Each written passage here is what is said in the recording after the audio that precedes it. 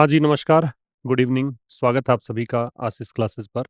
Session number 148 आप देख रहे हैं और यहाँ हम एडिटोरियल स्टार्ट करेंगे उससे पहले आपको पता है, अगर आप पहले से जुड़े हुए हैं कि हम कुछ idioms and phrases, phrasal verbs और fixed preposition, one word substitution और रीडिंग कॉम्प्रिहेंशन ये सब डिस्कस करते हैं एडिटोरियल के अतिरिक्त। उसके बाद हम एडिटोरियल पर आएँगे। तो पहले फ्रेज़ल वर्ब्स देखिए 85 तक हो चुकी है भई और 85 तक के जो फ्रेज़ल वर्ब्स हैं, वो आप प्राप्त करेंगे पिछले पीडीएफ से और पीडीएफ मिलेगा आपको टेलीग्राम चैनल पर, ठीक है? और एक और सूचना है कि आज 10 अक्टूबर है, तो 10th ऑफ अक्टूबर मैंने कहा था आपसे कि लास्ट डेट होगी। तो कॉम्प्रिहेंशन बैच जो अपना चल रहा है, जिसमें आप क्लोज़ टेस्ट सीखेंगे, जिसमें आप पैरा जंबल्स कैसे डील करना चाहिए एग्ज़ाम में, कैसे कम समय में हल कर सकते हैं, कैसे आप पैसेज हल कर सकते हैं, ये तमाम बातें वहाँ पे सीखते हैं आप। इस बैच का लास्ट डेट है, मतलब इसके बाद इसका प्राइस जो है वो बढ़ा दिया जाएगा, ठीक है? तो ये आप थोड़ा ध्यान रखें। आइए स्टार्ट करते हैं। फ्रेज़ल वर्ब में 86 का देखिए क्रैश आउट है। क्रैश आउट का मतलब समझो पहले, to fall asleep suddenly due to tiredness, अचानक से थकान के कारण सो जाना, ठीक है? इतनी थकान हो जाए, इतना क्रैश हो जाए, क्रैश का मतलब चकनाचूर हो जाए। थकान से इतना चूर हो जाए व्यक्ति कि वो अचानक से बाहरी दुनिया, जहाँ वो ऑफ़िस जा रहा है, अपने फ्रेंड से मिल रहा है, आउटिंग कर रहा है, उन सब चीज़ों से बाहर हो जाए। इतना चूर हो जाए, इतना क्रैश हो जाए व्यक्ति कि बाहरी दुनिया से आउट हो जाए, तो फिर अपनी दुनिया में आएगा, तो फिर अपने बेडरूम में जाके सो जाए। अचानक से सो जाना, ये मतलब है। आफ्टर द लॉन्ग जर्नी, काफ़ी लंबी यात्रा के बाद, I just crashed out on the bed, मैं बिस्तर पर सो गया। अच्छा जी, अगला है ड्रैग डाउन।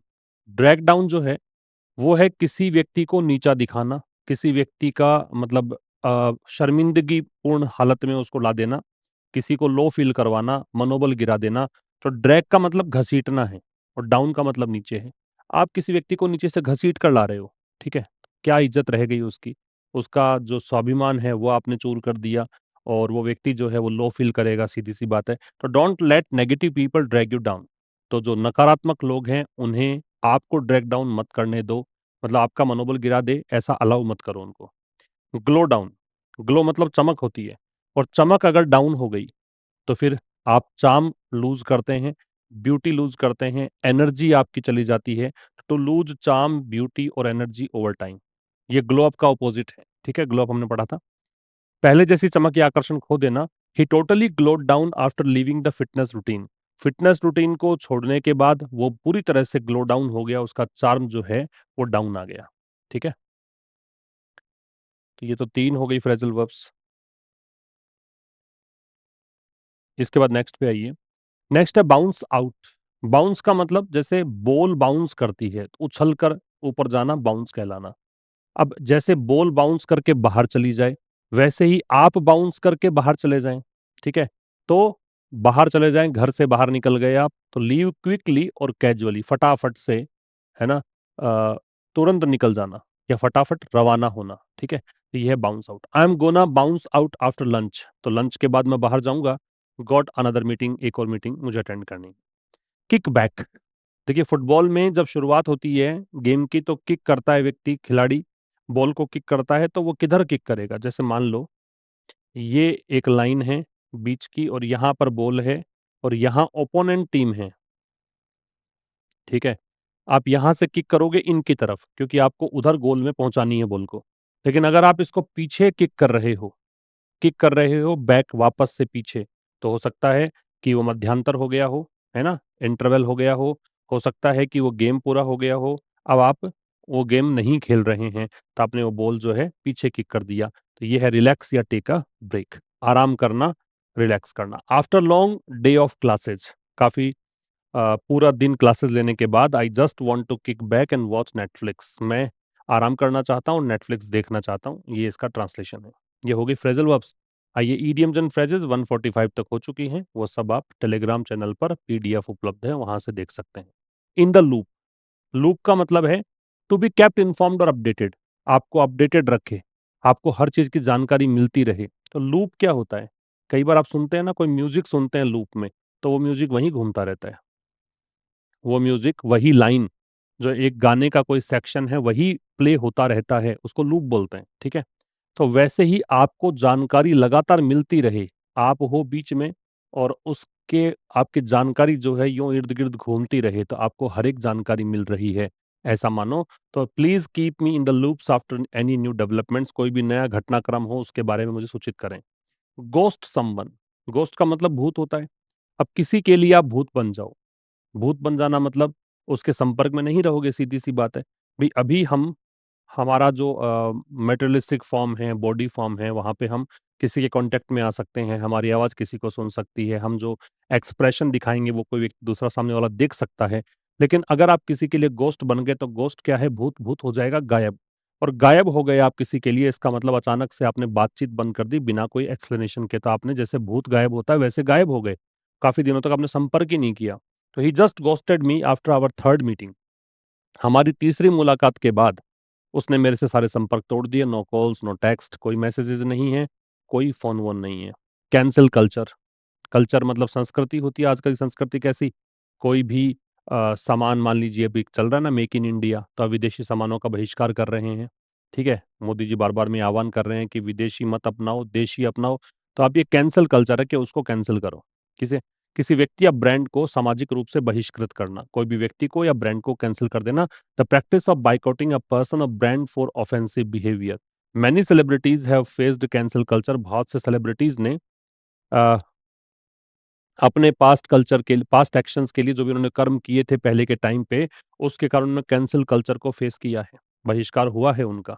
ये मतलब है कैंसिल कल्चर का। आजकल जेनजीज बहुत ज्यादा यूज करते हैं इस प्रकार के ईडीएम्स को।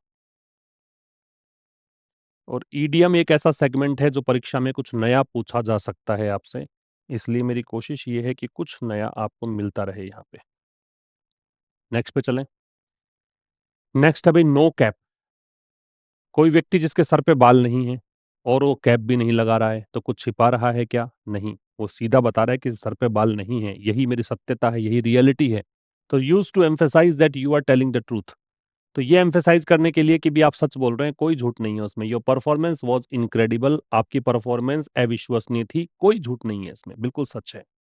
स्टे इन योर लेन, अपनी लेन में रहो। लेन मतलब अपनी गली में रहो, अपनी लाइन में रहो, कहीं उधर इधर उधर मत जाओ। अपने पर ध्यान दो, दूसरों पर ध्यान मत दो।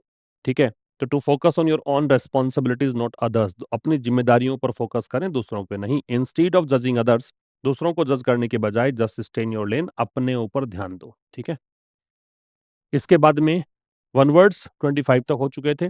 पहला है साइनश्योर। साइनश्योर का मतलब होता है law of, sorry, centre of attraction, आकर्षण का केंद्र। अ पर्सन और thing that attracts everyone's attention, ऐसा व्यक्ति, ऐसी चीज जो सभी का ध्यान आकर्षित करता है, उसको बोलते हैं साइनश्योर। एग्जाम्पल है हर कॉन्फिडेंस एंड चार्म, उसका जो विश्वास है और उसका जो आकर्षण है, उसने उसे उस इवेंट का आकर्षण का केंद्र बना दिया, साइनश्योर बना दिया। ठीक है, अगला है चैटर बॉक्स। चैटर बॉक्स बक बक करने वाला, है ना, चैट से बना है ये। चैट मतलब बातचीत होती है, बहुत ज्यादा बात करने वाला, बहुत बोलने वाला, बातूनी। A person who talks a lot often incessantly, ऐसा व्यक्ति जो बहुत बोलता है और लगातार बोलता है। इंसेसेंटली मतलब कंटिन्यूअस, नॉन स्टॉप। तो my sister is such a chatterbox, मेरी सिस्टर बातूनी है। She never runs out of topics, उस पे उसके पास कभी टॉपिक्स खत्म होते ही नहीं है। ठीक है, अगला है फिलोमैथ। फिलो मतलब लवर होता है, मैथ का मतलब नॉलेज है। तो नॉलेज का प्रेमी, ज्ञान का प्रेमी। अ person who loves learning and studying, जो व्यक्ति सीखना चाहता है, जो व्यक्ति पढ़ना चाहता है ना, Philomath. He is a true Philomath who spends weekends reading history books, वो एक वास्तव में एक फिलोमैथ है जो अपने वीकेंड्स को हिस्ट्री बुक्स को पढ़ने में बिताता है। तो ये है फिलोमैथ। फिलोमैथ का मतलब ऐसा व्यक्ति जो प्रेम करता है सीखने से, नॉलेज से, लर्निंग से, इसको बोलते हैं फिलोमैथ। नेक्स्ट पे देखिए, अगला है नाइट आउल। ये तो आपको आराम से याद हो जाएगा। नाइट मतलब रात, आउल मतलब उल्लू, रात का उल्लू, रात भर जागता रहता हो जो।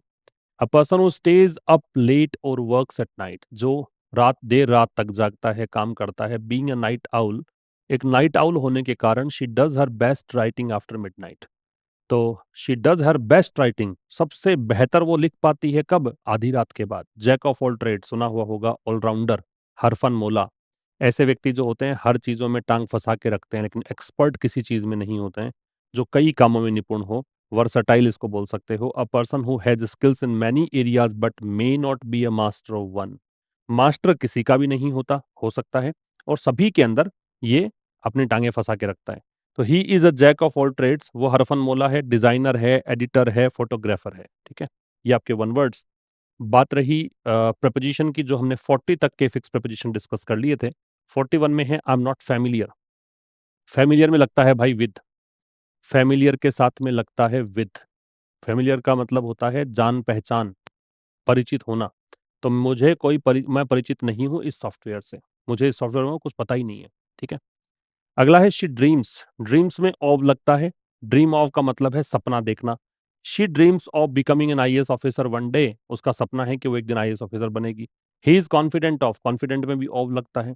कॉन्फिडेंट ऑफ का मतलब आत्मविश्वास होना, तो वो उसको आत्मविश्वास है कि वो अच्छे मार्क्स प्राप्त करेगा इंग्लिश में। ही वॉज अशेम्ड ऑफ, अशेम्ड में भी ऑफ लगता है। इसका मतलब होता है लज्जित होना, शर्मिंदा होना। क्या मतलब है? शर्मिंदा होना।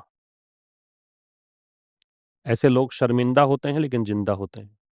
शर्मिंदा होना। He was ashamed of his rude behaviour, उसे अपने असभ्यतापूर्ण व्यवहार के बारे में शर्मिंदगी है थी। She is tired of, tired में ऑफ लगता है, ये थक कर चूर हो जाना, ऊब जाना कोई चीज से। ठीक है, she is tired of listening to the same excuses, वो सेम बहाना सुन सुनकर थक गई है। अगेन अगेन, बार बार में वही बहाना उसको सुनने को मिल रहा है। तब कहोगे I am tired of something, इसका मतलब आप ऊब चुके हैं उस चीज से, आपने वो चीज बहुत बार फेस कर ली है, ऐसा समझ लीजिए। तो एक में विद था, बाकी सब में ओ आएगा। ठीक है भाई, आगे चला जाए। अब बारी है अपने पैसेज की, और पैसेज में कल दो क्वेश्चंस पूछे थे और लगभग सभी का दूसरा आंसर गलत था। वो देखिएगा क्या आंसर था। पहले में भी सी आएगा, दूसरे में भी सी आएगा। ये आपने ठीक पहचाना कि डिसअप्रूविंग आंसर आएगा। जो टोन वाला था उसमें डिसअप्रूविंग ठीक है, क्रिटिकल है। दूसरा जो था उसमें आपका सी आंसर आना चाहिए, जो कि एक प्रकार से बता रहा था आपको ऑब्जेक्ट ऑफ रिकोर्स, रिलेशनशिप बता रहा था वो। ऑब्जेक्ट ऑफ रिकोर्स, जो टू प्लस दे रखा था ना, टू क्या था, तो टू ऑब्जेक्ट था रिकोर्स का, वो डायरेक्शन नहीं था। डायरेक्शन का मतलब तो क्या होता है कि आप किस तरफ जा रहे हो ये बताए। I am going to Jaipur, he is going to Mumbai, तो वो टू बताता है डायरेक्शन, है ना। और वो उद्देश्य वाला भी नहीं था, पर्पस भी नहीं था। टू प्लस बेस फॉर्म होती तब उद्देश्य होता, आगे तो बेस फॉर्म भी नहीं थी वहां पे। इसलिए यहाँ पे आपको बताना था क्या, कि ऑब्जेक्ट ऑफ रिकोर्स था, या रिलेशनशिप बता रहा था उससे। खैर, आज के एडिटोरियल में कुछ क्वेश्चंस कौन कौन से आपको देखने को मिलेंगे वो देखिए। पहला क्वेश्चन है कि थीम क्या है एडिटोरियल की, ये पूरा पढ़कर पता लगेगा। बिहार असेंबली इलेक्शन 2025 को टेस्ट केस क्यों कहा जा रहा है? ठीक है, क्यों मानते हैं इसको कि ये टेस्ट केस है, एक ट्रायल वो कह सकते हो इलेक्शन है। थर्ड जो क्वेश्चन है वो कह रहा है the term high stakes, high stakes का मतलब क्या है? Which line shows the writers confidence in the ECI, कौन सी वो लाइन है जो राइटर का कॉन्फिडेंस दिखाती है इलेक्शन कमीशन ऑफ इंडिया में, भारतीय चुनाव आयोग में। और if there is a mismatch between the form 17C and EVM data, यदि मिसमैच होता है, इसमें तालमेल नहीं बैठता है इन दोनों चीजों के बीच में, तो what type of close is this, तो ये क्लोज कौन सा है, उपवाक्य कौन सा है। ठीक है, तो ये आपको सर्च करने हैं एडिटोरियल रीडिंग के दौरान। आइए एडिटोरियल स्टार्ट करते हैं। किस बारे में एडिटोरियल है? The editorial focuses on the Bihar assembly election 2025। Editorial focus करता है बिहार असेंबली इलेक्शन को, जो 2025 के बिहार असेंबली इलेक्शन है, बिहार विधानसभा चुनाव है, उसको फोकस करता है एज अ क्रूशियल टेस्ट, और कह रहा है कि ये एक बड़ा महत्वपूर्ण टेस्ट है। किसका? इलेक्शन कमीशन ऑफ इंडिया के न्यूट्रलिटी का, ट्रांसपेरेंसी का, एफिशिएंसी का, मतलब भारतीय चुनाव आयोग के निष्पक्षता। न्यूट्रलिटी मतलब आप इंडिफरेंट है, निष्पक्ष। ट्रांसपेरेंसी पारदर्शिता, एफिशिएंसी कुशलता, है ना।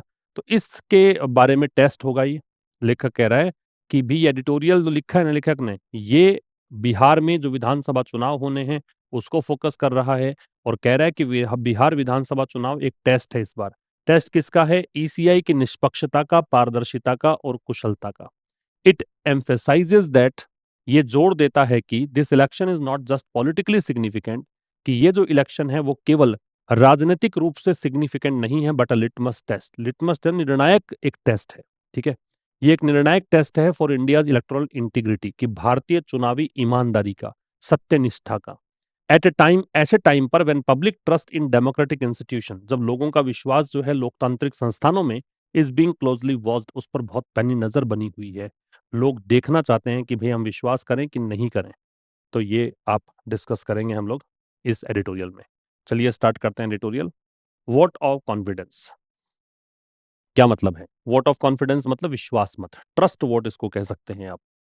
इसी वोट ऑफ कॉन्फिडेंस को आप चाहें तो क्या कर सकते हैं? ट्रस्ट वोट, ट्रस्ट वोट, विश्वास मत। किस बारे में है? On the Bihar assembly election 2025, Bihar विधानसभा चुनाव 2025 के बारे में। Bihar election will be a test case. Bihar election, दे रहा टेस्ट केस क्यों कहा है, वो है बिहार इलेक्शन जो है, इसकी वर्ब है विल बी, ये होगा, क्या होगा? एक टेस्ट केस होगा, ये कॉम्प्लीमेंट है, ठीक है। फॉर द न्यूट्रलिटी, किसके लिए होगा? न्यूट्रलिटी मतलब है निष्पक्षता, निष्पक्षता, इम्पार्शियलिटी, फेयरनेस, नॉन पार्टिजनशिप। इंटीग्रिटी मतलब सत्यनिष्ठा, ईमानदारी, ऑनेस्टी, प्रोबिटी, अपराइटनेस। ये दो वर्ड्स हैं इस स्लाइड में, ठीक है। तो बिहार इलेक्शन जो है वो एक टेस्ट केस होगा, मतलब एक ट्रायल, एक इलेक्शन होगा। किसके लिए? ईसीआई की न्यूट्रलिटी और एफिशिएंसी के लिए। न्यूट्रलिटी हो गया निष्पक्षता, एफिशिएंसी मतलब क्षमता, कुशलता, इसके लिए, ठीक है। तो बिहार इलेक्शन जांचेगा कि ईसीआई कितना निष्पक्ष है और कितना सक्षम है, ठीक है। न्यूट्रलिटी यहाँ पे नाउन है, ये भी यहाँ पे नाउन है, और एंड दे रखा है तो कंजंक्शन है, और एंड से जोड़ने पर दोनों साइड चीजें सेम आती हैं। फोर प्रेपोजिशन है, प्रेपोजिशन के बाद में ये डिटर्मिनर है। ओ प्रेपोजिशन है, प्रेपोजिशन के बाद में ऑब्जेक्ट है, तो ये नाउन है, ठीक है। और चूंकि ये हेडलाइन का पार्ट है इसलिए ईसीआई से पहले द नहीं है, वरना ईसीआई से पहले द आता है। Clear? Bihar will vote in two phases, Bihar दो चरणों में मतदान करेगा। बिहार सब्जेक्ट हो गया, will vote future indefinite tense है, इन टू फेजेस ये प्रेपोजिशनल फ्रेज बन रहा है, ये आपका प्रेपोजिशन हो गया। टू है वो एडजेक्टिव है, फेजेस है वो नाउन है। तो बिहार वोट करेगा दो चरणों में, ऑन नवंबर 6 एंड 11। कब कब करेगा? पहला चरण होगा 6 नवंबर को। जब आप डे और डेट बताते हैं तो उनका प्रयोग करते हैं, और ये तारीख लिखने का सही तरीका है इंग्लिश में, पहले मंथ का नेम लिखो फिर डेट मेंशन करो। तो 6 नवंबर को और 11 नवंबर को। किस लिए वोट करेगा? To elect. अब ये जो टू इलेक्ट है ना, ये पर्पस बता रहा है कि वोट करेगा तो उद्देश्य क्या है, तो ये उद्देश्य है, इन्फिनिटिव उद्देश्य बताता है। अ न्यू असेंबली, एक नए असेंबली के लिए, नए असेंबली के चुनाव के लिए। विद काउंटिंग ऑन November 14, और काउंटिंग कब होगी, गणना कब होगी? 14 नवंबर को होगी। तो पर्टिकुलर डे या डेट की बात आप करते हो, अगर हम किसी पर्टिकुलर डे या डेट की बात करते हैं तो हमें किसका प्रयोग करना है? ऑन का प्रयोग करना है, ठीक है ना। आपको ये बताना हो कि कौन सी डे और कौन सी डेट, तो ऑन का प्रयोग करें। The Bihar assembly election of 2025, ये जो 2025 का बिहार विधानसभा चुनाव है, अब इसकी वर्ब दे रखी है यहाँ पे इज। ये चुनाव इंपॉर्टेंट है, ये एडजेक्टिव है, कॉम्प्लीमेंट है, ठीक है। ये इंपॉर्टेंट है not only for political reasons, not only के साथ में बट ऑल्सो लगता है, ये कोरिलेटिव कंजंक्शन है। ना केवल राजनीतिक कारणों से, बल्कि the reasons for electoral integrity, बल्कि जो चुनावी ईमानदारी है, चुनावी सत्यनिष्ठा है भारत में, उस कारण से भी, ठीक है। Which is facing a crisis, which आ रहा है यहाँ पे इलेक्टोरल इंटीग्रिटी के लिए रिलेटिव प्रोनाउन है। इसका एंटेसिडेंट है ना, ये है राजनीतिक सत्यनिष्ठा, राजनीतिक अखंडता, सॉरी, चुनावी अखंडता। ये जो चुनावी अखंडता है, चुनावी सत्यनिष्ठा है, ये फेस कर रही है, प्रेजेंट कंटिन्यूअस टेंस है। अ क्राइसिस, एक संकट, क्राइसिस का मतलब कैलेमिटी होती है, इसका सिनोनिम डाल लीजिए। कैलेमिटी कह सकते हो, कैटेस्ट्रॉफी कह सकते हो, कैटेस्ट्रॉफी, ठीक है। फिर समझ लो, बिहार असेंबली इलेक्शन है 2025 वाला, ये महत्वपूर्ण है ना केवल पॉलिटिकल रीजंस के कारण, बल्कि for the reasons of electoral integrity, बल्कि इसके लिए भी। अच्छा, आज यहाँ पे देखिए, फोर जैसे नोट बट ऑल्सो और नॉट ओनली बट ऑल्सो जैसे आ गया, आपको एक चीज और चेक कर लेनी होती है यहाँ पे, कि जैसा शब्द आप बट ऑल्सो के बाद में देखेंगे, सेम काइंड ऑफ वर्ड जो है, सेम काइंड ऑफ जो फ्रेज है या वर्ड है, वो इसके बाद में आएगा। तो जैसे आपने देखा यहाँ पे बट ऑल्सो के बाद में फोर के साथ में डिटर्मिनर प्लस नाउन है, तो यहाँ देखिए फोर के साथ नाउन है, यहाँ डिटर्मिनर की जरूरत नहीं पड़ी, लेकिन नाउन तो है, तो वह same word category, same word class, same part of speech आपको प्लेस करना होता है नॉट ओनली बट ऑल्सो के बाद। और ये चेक कैसे करोगे, बट ऑल्सो के बाद वाला देखकर फिर नॉट ओनली के बाद लगाना है, ठीक है। और ऐसा ही लागू होता है इधर और नीदर नोर पर भी, ठीक। आगे चलें। The election commission of India is Cognizant of, देखिए कॉग्निजेंट जो है ना, इसकी स्पेलिंग में जेड भी आ सकता है, कोई फर्क नहीं पड़ेगा, दोनों स्पेलिंग होती है इसकी, एस ए एन टी भी होती है, Z A N T. Cognizant का मतलब होता है अवेयर होना, सजग होना। और एक काम की बात यह है कि इसमें ओव लगता है, तो ये ओव लग गया, अवेयर में भी लगता है, कॉन्शियस में भी लगता है, माइंडफुल में भी लगता है। इसका उल्टा इग्नोरेंट होता है, ठीक है। इलेक्शन कमीशन ऑफ इंडिया को जानकारी है किस बात की, the high stakes. High stakes का मतलब है ग्रेट रिस्क, बहुत बड़ी जो खतरा है उसके बारे में, है ना। हाई रिस्क का मतलब है ऊंचे दांव कह सकते हो, या बड़े बड़े खतरे, ठीक है। तो इलेक्शन कमीशन ऑफ इंडिया से पहले द लग गया, ये तो लगता ही है, ठीक है। ये सब्जेक्ट हो गया, इसकी वर्ब है इज, और ये कॉम्प्लीमेंट है, इसका एडजेक्टिव है। तो इलेक्शन कमीशन ऑफ इंडिया जो है वो, उसको जानकारी है किस बात की, हाई स्टेक्स इन बिहार, बिहार में जो बहुत बड़े खतरे हैं उसके बारे में, रिस्क के बारे में। एंड फॉर गुड मेजर, ये एक फ्रेज है, इसका मतलब होता है अतिरिक्त रूप से, इससे ज्यादा, है ना, के अतिरिक्त, एडिशनली, के अतिरिक्त। आप इसे एडिशनली कह दीजिए, एज एन एक्स्ट्रा स्टेप कह दीजिए। और इससे कहीं अधिक, द चीफ इलेक्शन कमिश्नर, जो मुख्य चुनाव आयुक्त हैं, जिनका नाम ज्ञानेश कुमार है, इस व्यक्ति ने, ये मुख्य चुनाव आयुक्त की वर्ब है डिस्क्राइब्ड, ये इसका ऑब्जेक्ट है, याद रखो भाई। डिस्क्राइब जो है वो ट्रांजिटिव वर्ब होती है। डिस्क्राइब कैसी वर्ब है, ट्रांजिटिव, ट्रांजिटिव है तो इसके बाद में ऑब्जेक्ट लगेगा सीधा।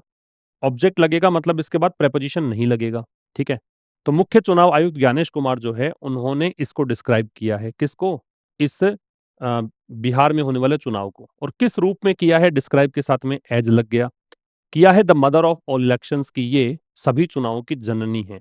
तो इन्होंने इतना नाम दिया है, इसका मतलब ये मान ही रहे हैं कि बहुत बड़ा चुनाव होने वाला है, बहुत इंपॉर्टेंस रखता है ये चुनाव, ठीक है। फिर समझ लीजिए, election commission of India subject है, इसकी वर्ब इज है, कॉग्निजेंट प्रेपोजिशन है, सॉरी कॉग्निजेंट एडजेक्टिव है, इसके साथ प्रेपोजिशन ऑफ लगेगा। तो इलेक्शन कमीशन ऑफ इंडिया है, उसको जानकारी है बिहार में जो हाई स्टेक्स है उसके बारे में। और एडिशनली इससे कहीं अधिक एक बात और समझिए कि इलेक्शन कमिश्नर जो है, chief election commissioner Gyanesh Kumar, उन्होंने इस चुनाव को संज्ञा दी है किस बात की, मदर ऑफ ऑल इलेक्शंस की, ठीक है। द ईसीआई ऑल्सो लिस्टेड, ये इलेक्शन कमीशन ऑफ इंडिया का शॉर्ट फॉर्म दे दिया, द का प्रयोग करेंगे। ऑल्सो एडवर्ब है जो मैन वर्ब से पहले आता है।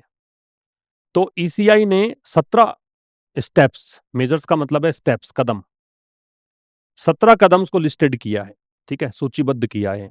बिगिनिंग विद बिहार, जिसकी शुरुआत बिहार से करेंगे।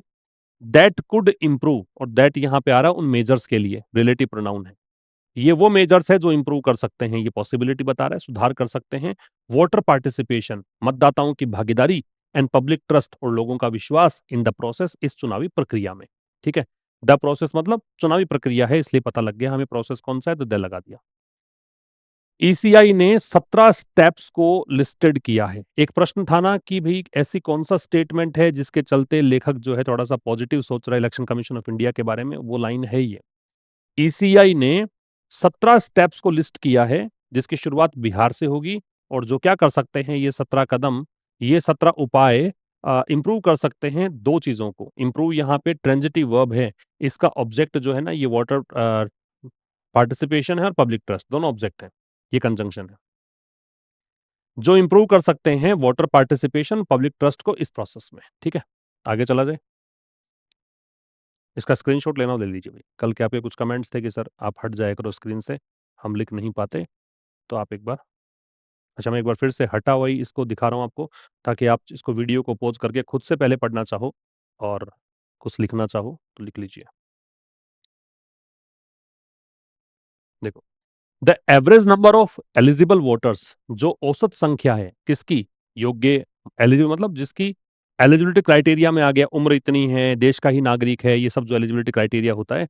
तो जो औसत संख्या है एलिजिबल वोटर्स की इन अ पोलिंग स्टेशन, मतलब पोलिंग स्टेशन पर, मतलब पोलिंग बूथ कह दीजिए, ठीक है, चुनावी जो जहाँ पे चुनाव होने हैं वहाँ पे, विल बी 1819, ये होगी 819। तो एवरेज नंबर सब्जेक्ट है, औसत संख्या, इसकी वर्ब है will be, future indefinite tense है, और ये इतनी होगी, ये कॉम्प्लीमेंट है, ठीक है। और ये संख्या है किसकी? एलिजिबल वोटर्स की। कहां पर? पोलिंग स्टेशन पर, किसी भी पोलिंग स्टेशन पर। ए मतलब एनी है, ठीक है। And the highest number of voters in a booth, और किसी भी वोट में हाईएस्ट नंबर के जो वोटर्स होंगे, मतलब कोई भी एक जगह होता है ना अपने निर्वाचन क्षेत्र के अंदर कि इस पोलिंग स्टेशन पर कितने उम्मीदवार वोट डालने जाएंगे, तो हाईएस्ट संख्या जो होने हैं, तो हाईएस्ट नंबर, डिग्री सुपरलेटिव है भैया, हाईएस्ट नंबर इस कारण से द का प्रयोग है, नंबर यहाँ पे नाउन है। और सर्वाधिक संख्या जो है वोटर्स की किसी भी बूथ में, वो होगी, अब ये हाईएस्ट नंबर की वर्ब है वो विल नाउ बी, ये हेल्पिंग वर्ब, ये मैन वर्ब, और ये टाइम बता रहा है नाउ, तो एडवर्ब, वो होगी 1200। पहले कितनी थी? Compare to 1500। अर्लियर मतलब पहले, ये टाइम में पहले के लिए आता है। इसका एंटोनिम होता है लाइटर, याद रखना, लाइटर बराबर 1 बटा अर्लियर, ठीक है। ये लाइटर का उल्टा है अर्लियर, टाइम में पहले के लिए आता है, अर्ली की डिग्री कंपैरेटिव है, ठीक है। तो ये कह रहा है कि हाईएस्ट नंबर ऑफ वोटर जो हैं एक बूथ में, वो 1200 होंगे, किसकी तुलना में? पहले 1500 थे, इसकी तुलना में। वैसे यहाँ पे टू गलत है, यहाँ पे टू के स्थान पे विद होना चाहिए, क्योंकि जब आप समान चीजों को कंपेयर करते हैं, आप संख्या कोई तो कंपेयर कर रहे हो, 1200 1500, तो विद लगेगा। अगर आप असमान चीजों को कंपेयर करते तो वहां पे टू लगता, ठीक है। The ECI has also taken, also man verb के पहले आता है, एडवर्ब है, तो ये मैन वर्ब से पहले आ गया, ठीक है। टेक इनटू अकाउंट का मतलब होता है ध्यान में लाना, विचार करना, है ना। टेक इनटू अकाउंट, सोचना, विचार करना। और ऑब्जर्वर का मतलब है पर्यवेक्षक, जो मॉनिटरिंग करते हैं, जो इंस्पेक्ट करते हैं, एग्जामिन करते हैं। ईसीआई, फिर से देखो दे लग गया, ईसीआई की वर्ब है हैज टेकन, ऑल्सो एडवर्ब है। ईसीआई ने यहाँ पे कंसीडर किया है ना, थोड़ा सा इस बारे में सोचा है, किस बारे में? कंसर्न्स, चिंताओं के बारे में। कंसर्न्स का मतलब होता है वरीज, चूंकि प्लूरल है, मैं प्लूरल ही लिख रहा हूं इसका। एक एंजाइटीज भी इसको कह सकते हो आप। रेज्ड बाई, ये कौन सी चिंताएं किसने उठाई हैं? ये राजनीतिक पार्टियों के द्वारा उठाई गई चिंताएं हैं। एंड अदर ऑब्जर्वर्स, और अन्य पर्यवेक्षकों के द्वारा। अबाउट द इलेक्टोरल प्रोसेस, किसके बारे में? चुनावी प्रक्रिया के बारे में। तो ईसीआई ने कंसीडर किया है, ईसीआई ने ध्यान दिया है, किस बारे में? कंसर्न्स के बारे में। कंसर्न्स कौन सी? जो रेज की गई है, रेज यहाँ पे एडजेक्टिव का काम करेगा। वैसे ये रिड्यूस्ड रिलेटिव क्लॉज है, इसको मैं लिखता concerns which were raised by, वो चिंताएं जो उठाई गई, विच वर रेज्ड बाई, लेकिन विच वर को हटा के इसने सीधा रेज्ड कर दिया, तो ये रिड्यूस्ड रिलेटिव क्लॉज है। पॉलिटिकल पार्टीज के द्वारा और अदर ऑब्जर्वर्स के द्वारा। अदर के बाद में तो नाउन वैसे ही प्लूरल आती है, याद रखिएगा, प्लूरल नाउन अदर है, इसलिए डिटर्मिनर है अदर। किस बारे में? इलेक्टोरल प्रोसेस के बारे में। अबाउट प्रेपोजिशन है, द डिटर्मिनर है, इलेक्टोरल है वो एडजेक्टिव है, और प्रोसेस है वो नाउन है, ठीक है। यहां तक कोई दिक्कत नहीं, आगे चला जाए। नेक्स्ट देखिए, एक बार आप खुद से कर लीजिए, उसके बाद मैं बताता हूँ। काउंटिंग ऑफ पोस्टल बैलेट्स, अब ये काउंटिंग जो है ना, आईएनजी लग रहा है, और आईएनजी लगकर मैंने इसको हाईलाइट किया है येलो कलर में, मतलब ये सब्जेक्ट है। तो अगर आईएनजी लगकर सब्जेक्ट बनता है तो इसका मतलब वो जेरेंट है। अगर आईएनजी लगकर सब्जेक्ट बने तो जेरेंट है। पोस्टल बैलेट्स की, ये हो गए डाक मत, जो पोस्ट के द्वारा, है ना, आप मतलब मत देते हैं, अपने कागजों में जो वोट देते हैं ना। अभी भी वीवीपीएटी का प्रयोग नहीं हो रहा है, बैलेट का नहीं प्रयोग हो रहा है, मतलब ईवीएम का प्रयोग नहीं हो रहा है। ये प्रयोग हो रहा है सीधा पोस्टल बैलेट, वही कागजों के द्वारा वोट्स। तो पोस्टल बैलेट्स की जो गणना है विल बी कंप्लीट। वैसे इसमें कंप्लीटेड करते तो भी ठीक होता, कोई दिक्कत नहीं है, लेकिन कंप्लीट एडजेक्टिव भी होता है, तो ये एडजेक्टिव के रूप में लिया है। और विल बी है ये हेल्पिंग वर्ब, और ये मैन वर्ब है, ठीक है। तो पोस्टल बैलेट्स की गिनती जो है वो कंप्लीट होगी before the last 2 rounds of electronic voting machine and VVPAT counting. किससे पहले हो जाएगी? अंतिम जो दो, याद रखिए, द लास्ट जो है ऑर्डिनल है, टू जो है वो कार्डिनल है।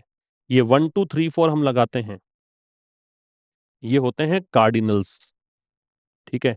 और फर्स्ट सेकंड थर्ड फोर्थ लगाते हैं, ये होते हैं ऑर्डिनल्स। और लास्ट जो है वो फर्स्ट का ही ऑपोजिट है। ऑर्डिनल पहले आता है, कार्डिनल बाद में आता है। तो the last two, two last नहीं आएगा, ठीक है। ये एडजेक्टिव में न्यूमरल एडजेक्टिव के सीक्वेंस बेस्ड क्वेश्चंस जो आते हैं ना, उसमें आता है ये। तो पोस्टल बैलेट्स की जो गिनती है वो पूरी होगी किससे पहले? अंतिम दो चरणों से पहले। और अंतिम दो राउंड्स किसके? ईवीएम और वीवीपीएटी की जो काउंटिंग है उससे पहले। If there is a mismatch, अब ये वो क्लोज, ये सपोजिशनल कंजंक्शन है। मतलब सपोजिशनल कंजंक्शन का मतलब ये कंजंक्शन है जो आपको बताता है, कल्पना करने के लिए कहता है, ठीक है। तो यदि there is a mismatch between the form 17C and EVM data, तो यदि कोई मिसमैच हुआ, ठीक है, यदि कुछ चीजें बेमेल दिखी, देयर जो है ना एडवर्ब होता है, और इससे स्टार्ट करोगे तो ये तो खैर कंजंक्शन हो गया, यहीं से स्टार्ट मानो तो एडवर्ब देयर से स्टार्ट करोगे तो इन्वर्जन लगता है, वर्ब पहले है, मिसमैच सब्जेक्ट बाद में है। बिटवीन के साथ एंड लगता है तो ये बिटवीन के साथ एंड है। तो यदि कोई मिसमैच हुआ ईवीएम डेटा और फॉर्म 17C के बीच, and wherever mock poll data had not been erased, और यदि कहीं पर, वेरेवर मतलब कहीं भी, एडवर्ब है ये भी, mock poll data, mock poll data मतलब जो भी पोल डेटा है, मतलब चुनावी जो आंकड़े हैं, और मॉक मतलब हूबहू वैसा ही आंकड़े, हैड नॉट बीन इरेज्ड, यदि उनको नहीं हटाए गए, ठीक है, मतलब आपके पास चुनावी आंकड़े हैं और वैसे ही कुछ आंकड़े और भी हैं, डुप्लीकेट हैं, अगर उनको इरेज नहीं किया गया है, the counting of VVPAT slips, तो वीवीपीएटी जो स्लिप निकलती है ना, आप जब ईवीएम में जाते हो वोट डालते हो तो एक स्लिप निकलती है, उसको वीवीपीएटी बोलते हैं, उसकी जो काउंटिंग है विल बी मैंडेटरी, तो वो जरूरी होगी। काउंटिंग सब्जेक्ट है, विल बी वर्ब है, और ये मैंडेटरी एडजेक्टिव है, कॉम्प्लीमेंट है, ठीक है। फिर देखो, यदि कोई मिसमैच हुआ फॉर्म 17C और ईवीएम डेटा के बीच, और यदि कहीं पर भी मॉक पोल डेटा को इरेज नहीं किया गया, ये पैसिव है पास्ट परफेक्ट का, हैड नॉट बीन इरेज्ड, ठीक है, तो फिर काउंटिंग जो है वो मैंडेटरी होगी। मैंडेटरी का मतलब है अनिवार्य, बाध्यकारी, कंपल्सरी, ऑब्लिगेटरी, ठीक है। एक बात समझ लो, ये फर्स्ट कंडीशनल सेंटेंस है। इफ के साथ में वर्ब की फर्स्ट फॉर्म है ये इज, बी की फर्स्ट फॉर्म है, तो यहाँ विल के साथ बेस फॉर्म है। यहाँ तो खैर बीच में अलग इसने दे दिया क्लॉज, ये सेंटेंस ऐसा है कंडीशनल, ठीक है। यदि मिसमैच हुआ फॉर्म 17C और ईवीएम डेटा के बीच, और कहीं पर भी मॉक पोल डेटा को इरेज नहीं किया गया, इरेज का मतलब है डिलीट करना, रिमूव करना, इरेज का मतलब है डिलीट या रिमूव, तो काउंटिंग जो है वीवीपीएटी की वो मैंडेटरी होगी, अनिवार्य होगी, बाध्यकारी होगी। क्लियर है? करो देखें क्या कह रहा है। अमंग अदर मेजर्स, अन्य जो उपाय हैं उनके बीच, बहुत सारे अन्य उपाय भी हैं, उन्हीं के बीच are mobile phone deposit facilities, एक यहाँ पे स्टेप ये भी है कि मोबाइल फोन को जमा कराने की सुविधाएं, ठीक है, इसी की वर्ब है ये, आर, ठीक।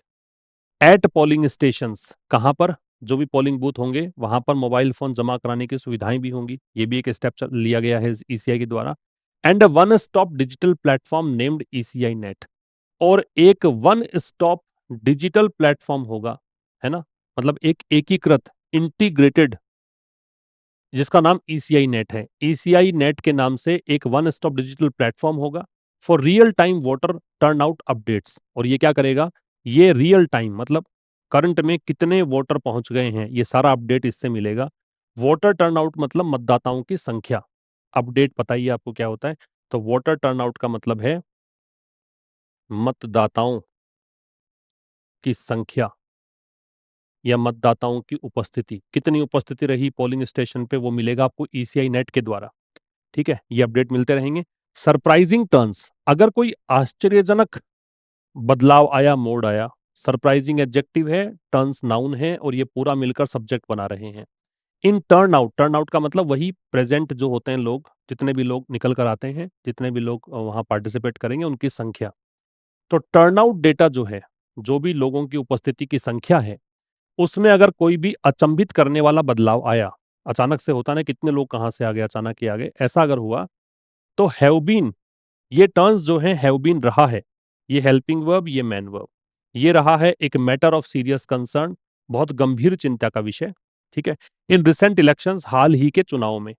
And this measure could help, और ये जो एक स्टेप लिया गया है ईसीआई के द्वारा कि रियल टाइम आपको ईसीआई नेट के द्वारा अटेंडेंस मिलती रहेगी। कुड हेल्प, तो ये सहायता कर सकता है, ये हेल्पिंग वर्ब है, मेन वर्ब है। लेखक यहाँ पे पॉजिटिव बता रहा है ईसीआई के एफर्ट को। Clean the air, clean the air का मतलब है रिमूव कंफ्यूजन, क्लैरिफाई डाउट्स, संदेह हटाना। तो जितना भी शक संदेह आपको हो रहा है उसको हटाने में हेल्प कर सकता है। ठीक है, तो ये जो स्टेप है, दिस यहाँ पे डेमोन्स्ट्रेटिव एडजेक्टिव है, मेजर यहाँ पे नाउन है, मेजर का मतलब उपाय, स्टेप। तो ये एक डाउट कंफ्यूजन को दूर कर सकता है। लाइव फीड, लाइव फीड का मतलब लाइव चलेगा, कितने लोग आ रहे हैं, कितने लोगों ने वोट डाल दिए, ये जो लाइव फीड है। फ्रॉम ऑल बूथ्स, सभी पोलिंग स्टेशन से। विल बी, ये लाइव फीड सब्जेक्ट हो गया, विल बी वर्ब हो गई। आज तो इसने पूरे में विल बी ही यूज किया है। अवेलेबल, ये उपलब्ध होगा फॉर मॉनिटरिंग पर्पसेस, किसके लिए? उन उद्देश्यों के लिए, जैसे मतलब मॉनिटरिंग के उद्देश्य से, पर्यवेक्षण के उद्देश्य से, जांच के उद्देश्य से ये इम्पोर्ट अवेलेबल होगा, उपलब्ध होगा। ठीक है, तो ये था आज के इस एडिटोरियल में। अब आप आइए, ये मैच द कॉलम एक्सरसाइज एक बार हल करने का प्रयास करिए, उसके बाद में मैं इसके आंसर बताता हूँ। कोग्निजेंट क्या देखा था हमने? अवेयर, है ना, या कॉन्शियस, कौन सा है इसमें से? अवेयरनेस, बीइंग इन्फॉर्म्ड और कॉन्शियस, बी। इंटीग्रिटी, ऑनेस्टी होता है, प्रॉबिटी होता है, ये रहा। अपराइटनेस, ई। इलेक्टोरल प्रोसेस, चुनावी प्रक्रिया, तो द सिस्टम और method by which elections are, यही आंसर आ जाएगा, see. Mock poll, mock poll practice voting done before the real election, ये मॉक पोल है। जैसे मॉक ड्रिल होता है, मॉक इंटरव्यू होता है, वैसा ही। ठीक, मतलब जैसा हु बहू वैसा का वैसा ही। ठीक है, प्रैक्टिस वोटिंग डन, ये हो जाएगा डी। और क्लियर द एयर का मतलब क्या है? टू रिमूव कंफ्यूजन और डाउट, लास्ट में हमने देखा था ए। ये इसके आंसर है, मैच द कॉलम। अब हम बात करते हैं पैसेज की। पैसेज में पहला कह रहा है, what is the central theme of the editorial? Political rivalry between Bihar parties. क्या ये थीम है? इसमें यह कहा गया है कि बिहार पार्टीज के बीच में राजनीतिक जो द्वंद्व है, विरोधाभास है, उसकी बात करिए क्या?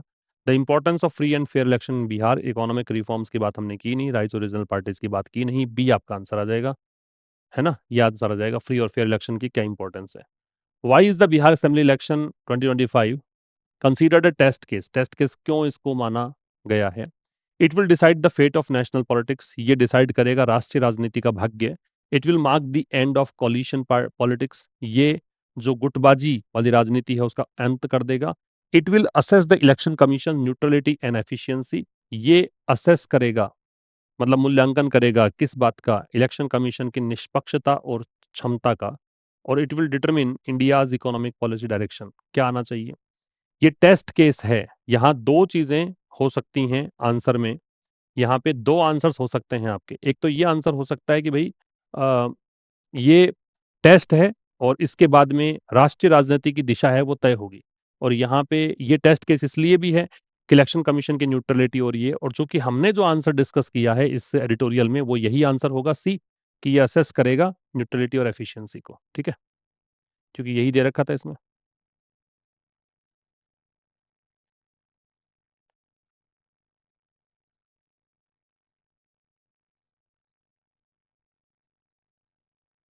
हाँ जी, अगला देखो। नेक्स्ट आपसे पूछा नंबर 3 कि हाई स्टेक्स का मतलब क्या है? ग्रेट रिस्क और इंपॉर्टेंस, यही होगा आंसर। बहुत बड़ी रिस्क या और इंपॉर्टेंस, यही आंसर है, ए। और 4 और 5 का आंसर आपको खुद को करना है। तो देखो, which line shows the writers confidence in the BCI, कौन सी वो स्टेटमेंट है जिसमें राइटर का कॉन्फिडेंस दिखता है ईसीआई में, राइटर ने विश्वास जताया है ईसीआई में। और इफ ये जो दे रखा है, if there is a mismatch between, ये वाला जो क्लोज है वो कैसा क्लोज है ये बताना है आपको। मैन क्लोज है, एडवर्ब क्लोज ऑफ कंडीशन है, रिलेटिव क्लोज है, नाउन क्लोज है, ये बताना है। ठीक है, तो ये था आज के इस एडिटोरियल में। मुलाकात होगी अब कल ठीक शाम 5 बजे नए सेशन के साथ। तब तक के लिए नमस्कार, थैंक यू वेरी मच।